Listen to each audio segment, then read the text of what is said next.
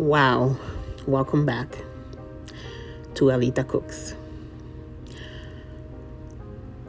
I can't believe you all have brought me to 200 subs. I am so very grateful to you all. Thank you so much. I decided to give you my mom's black bean recipe, which is absolutely delicious if you follow the instructions to the T. All the directions and recipe are down below in the description box. When I first made these beans many years ago, I attempted because mom always made them, and before that my grandmother always made them. But when I made them, the garlic was the hardest part to get right. You see, the first time I added too much garlic.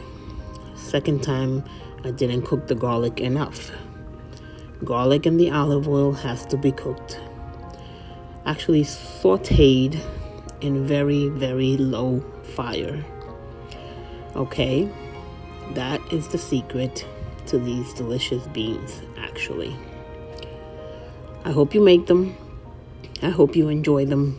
Please let me know in the comments if you make them. Like the warning says in the beginning of this video, do not make these unless you have patience in the kitchen. Thank you so much.